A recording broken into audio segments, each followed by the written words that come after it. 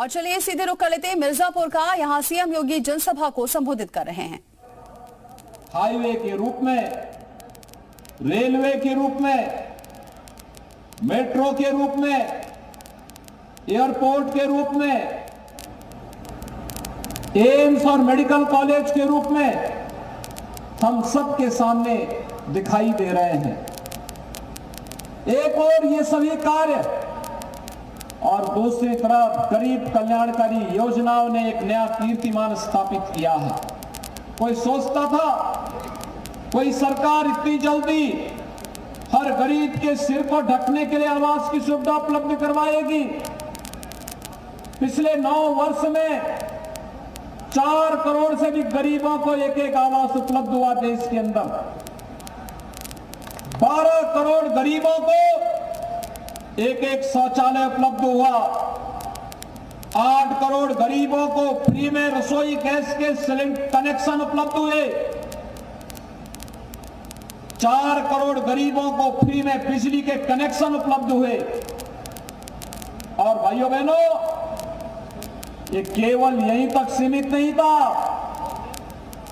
आपने देखा होगा 35 करोड़ गरीबों के जनधन अकाउंट खोले गए, तो 50 करोड़ गरीबों को पूरे देश के अंदर 5 लाख रुपए की स्वास्थ्य बीमा का कवर देने का काम भी हुआ है। भाइयों बहनों,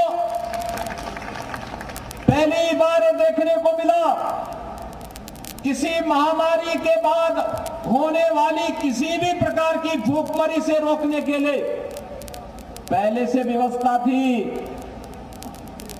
पिछले 3 वर्ष से लगातार पूरे देश के अंदर 80 करोड़ गरीबों को फ्री में राशन की सुविधा का लाभ भी प्रधानमंत्री मोदी जी की ओर से दिया जा रहा है। और कोरोना जैसी महामारी से बचने के लिए फ्री में वैक्सीन की सुविधा भी भारत के नागरिकों को उपलब्ध करवाने का कार्य प्रधानमंत्री मोदी जी ने किया। भाइयों बहनों, एक और गरीब कल्याणकारी योजनाओं को आगे बढ़ाना, विकास के बड़े बड़े कार्यक्रमों को आगे बढ़ाना, दुनिया के अंदर भारत के सम्मान को आगे बढ़ाना, ये कार्य जहां प्रधानमंत्री मोदी जी के नेतृत्व में लगातार तेजी के साथ आगे बढ़ रहे हैं, वहीं प्रधानमंत्री मोदी जी के इस विजन को जमीनी धरातल पर उतारने के लिए प्रदेश के अंदर भी भारतीय जनता पार्टी, अपना दल और निषाद पार्टी गठबंधन की सरकार ने निरंतर नित नए प्रतिमान स्थापित किए। प्रदेश की बात जब हम करते हैं तो उत्तर प्रदेश के गौरव के रूप में पहले से ही काशी विश्वनाथ धाम बनकर के तैयार हो चुका है। अयोध्या में भगवान श्री राम के भव्य मंदिर के निर्माण का कार्य युद्ध स्तर पर चल रहा है, तो उसमें मिर्जापुर कैसे पीछे रह सकता था। यहां पर भी तो मां विंध्यवासिनी के धाम में भव्य कॉरिडोर का निर्माण का कार्य चल रहा है। आपने देखा होगा कितना बदल चुका है। मिर्जापुर में मां विंध्यवासिनी का धाम आज एक नए रूप में सबके सामने आ रहा है।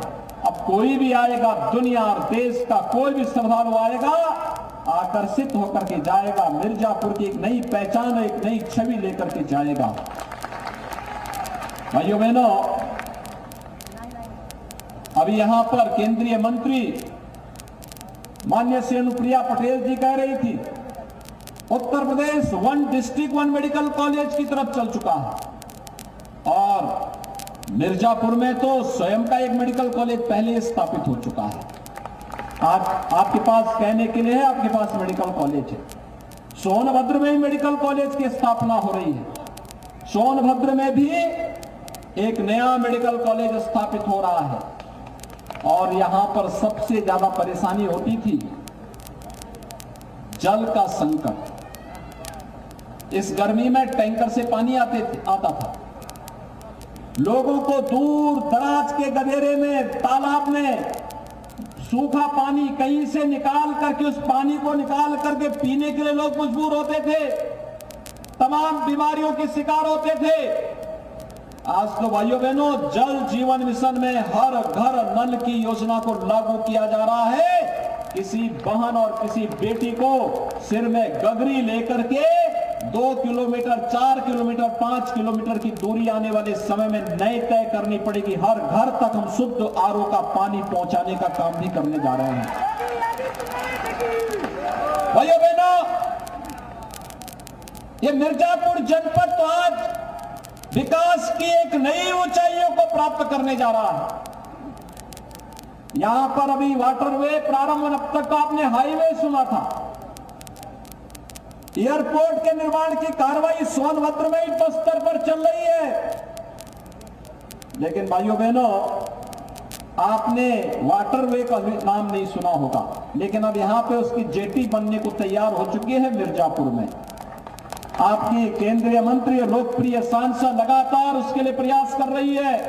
यहां के किसान जो सब्जी उत्पादन करेंगे, जो अन्न उत्पादन यहां का अन्नदाता किसान करेगा, यहां के नागरिकों के द्वारा यहां के जंगलों में जो जड़ी बूटियां उत्पादक की जाएगी, निकाली जाएंगी, उन्हें यहां के देश के मार्केट में बेचने के लिए और दुनिया के मार्केट में भेजने के लिए मां विंध्यवासिनी धाम के पास बनने वाली जेटी के माध्यम से दुनिया के बाजार तक पहुंचाने और यहां पर अच्छा दाम उसका प्राप्त होने के लिए एक सुविधा भी लोगों को प्राप्त होने जा रही है।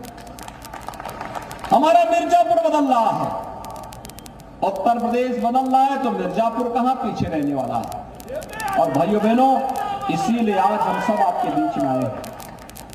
ये उपचुनाव कोई आवश्यकता नहीं थी उपचुनाव की, और मैं सच कहता हूं, हमारी आत्मा अत्यंत दुखित थी उस दिन जिस दिन मुझे श्री आशीष पटेल जी ने जानकारी दी कि राहुल की तबियत बहुत ज्यादा खराब है। मैंने पूछा, राहुल तो बहुत हंसता खेलता नौजवान लड़का, आखिर क्या हो गया?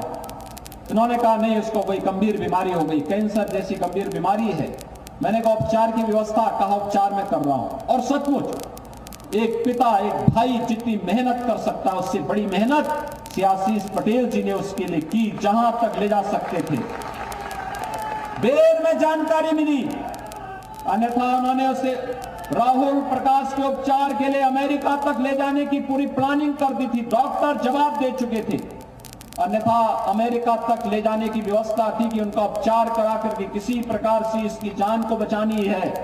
क्योंकि वह लड़का, मैं जानता था कितना संघर्षशील था, कितना सहिष्णुता था, कितना सहज और सरल स्वभाव का था, कितना उनके चेहरे पर ही कितनी कोमलता थी, किसी के प्रति कोई राग द्वेष नहीं, एक सहजता, सरलता उनका स्वभाव था।